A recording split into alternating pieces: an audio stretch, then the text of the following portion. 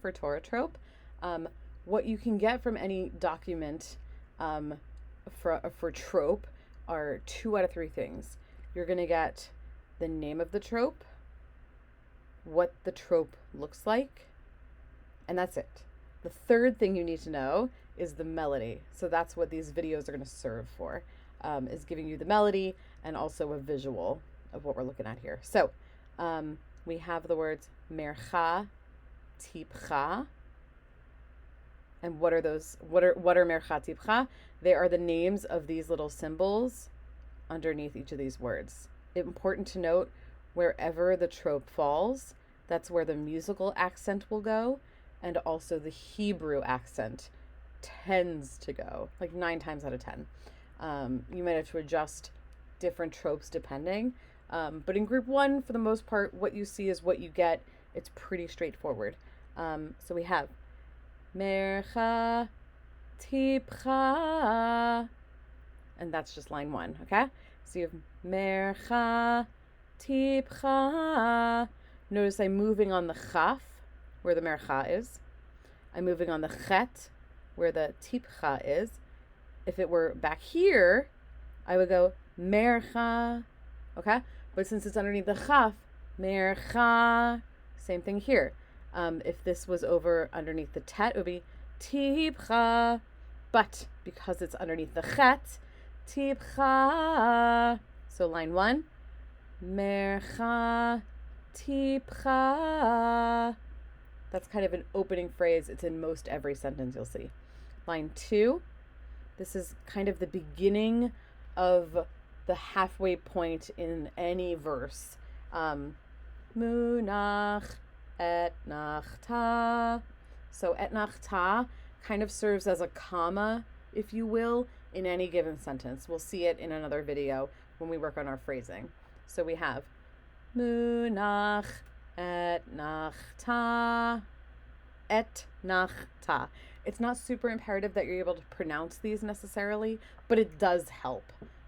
So when I say like, what trope is underneath such and such word, you can say, oh, it's et nachta. And then I know what you're talking about, or I know what you're attempting to talk about. All right, so I'm going to chant the rest of these verses, and then we'll move on to a new one within this group. So line 1, mercha, tipcha, munach et nachta, tipcha, munach et nachta, mercha, tipcha, et nachta, munach et nachta. And here we have our new one, new-ish. Sof, meaning end, pasuk, meaning verse, the end of a verse.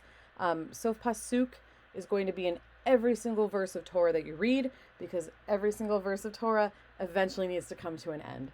So et nachta is our comma, sof pasuk is our period, if you will. So we have mercha, tipcha, mercha, sof pasuk. Just a very strong ending cadence. Sof pasuk. And it's not necessarily, it's not necessarily this line. This line usually serves as a meteg. It's mainly where the accent is going to go. And then you'll see the colon or a period or some variation to show you, oh, this is the end of it. This is the end of the sentence. So I'm going to chant a few more combinations. I gave you a multitude of combinations mainly because in any given Torah reading, you're going to find some variation of line 4. You might find some variation of line 3. You might find some variation of line 5 and the second half of line 6, if that makes sense. Okay, so let's go on to 7, 8, and 9. Line 7. Tipcha, sof pasuk. Tipcha, sof pasuk. Line 8. tipcha munach et nachta. Tipcha sof pasuk. Line 8 again. Tipcha munach et nachta. Tipcha sof pasuk. Line 9.